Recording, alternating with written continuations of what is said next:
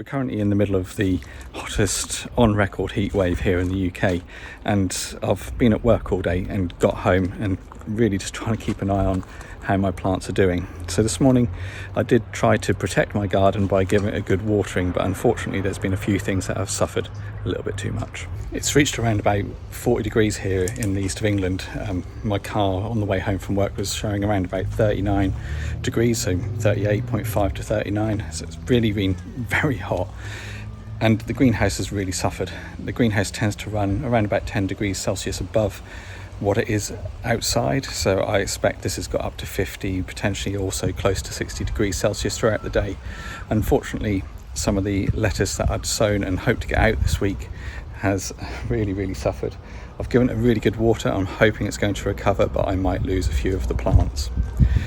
The other plants in there have also really suffered, so some of the gherkins are looking a bit sad, so I've given them a really good watering. I've also turned on the drip irrigation system for the tomatoes as well to really give the bed they're in an absolute soaking, because they're going to need it. It's going to get to the same temperature again tomorrow, so we'll see how things are then. So my tomatoes are starting to come through, and I'm really keen to make sure I look after them through this period of intense heat. I don't want them to contract and then swell later on, so I'm going to make sure that they're really well watered throughout this period, and hopefully these fruit will stay really good. As you can see at the top here, they're definitely wilting in the heat, so hopefully they'll recover overnight. My gherkins are also fruiting as well, so what I'm going to be doing throughout this heat wave is cutting off the fruit as it comes ready, because I don't want the plant to waste its energy and water on them when I could actually take them off. So like this one here, I'll be taking that off, and this one here, and that way the water can be used to keep itself alive and produce more fruit. And there's another one just there, so I'll pick that up shortly. So my Pentland javelins aren't doing too great at the moment. They've definitely suffered in the heat. You can see the leaves have really started to dry out. The other crop of potatoes I've got over that way are doing a lot better at the moment, because they do get a fair amount of shade later in the day, whereas these tend to really have most of the sun all day. Again, I've given these a really good soaking, and hopefully that means that they'll recover overnight and be ready for tomorrow, where I'll give them another good soaking in the morning. Things I've been most concerned about has been my livestock, or at least my chickens and my rabbits, and they're doing okay in this heat. You can see Bubble there, I'll zoom in a second, has her beak, if I can get it to focus, has her beak open as they're trying to breathe off some of that heat.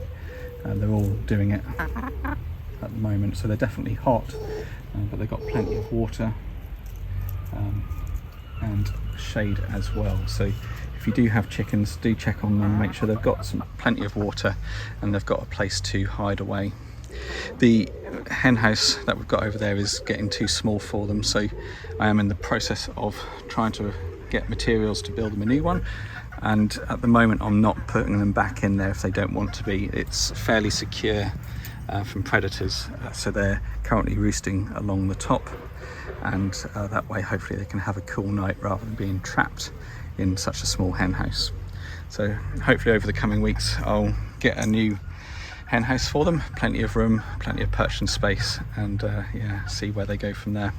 And if you're wondering, over in the background there is one of our broody chickens in a broody breaker, and again I've made sure she's got plenty of water and her own food as well, and is able to get under the shade. Our rabbits are definitely hot, as you can see. They're laying out, if I can get it to focus. But again, plenty of water, and this area is well shaded. So a couple of watering tips for you. If you've got plants in the ground, really soak them, because what we want to do is get that water as deep as possible, so that it's not just on the surface and therefore evaporating away and not being really much use to the plant. So really puddle that water in there and let that soak through, and then just give it another go. If you think you've done enough, try a little bit more. And with pots, give them a really good soak, but then about 10 minutes later come back again. The soil itself can become hydrophobic, so it actually doesn't keep and retain that water and it will come out the bottom. So we really want to make sure that all of the soil in those pots are really wet. So come back and give it another go. And if you really want to, do it for a third time, just to really make sure that all of that soil is being used to hold as much moisture as possible. Not all plants are fans of direct sunlight at this level of intensity and this level of heat.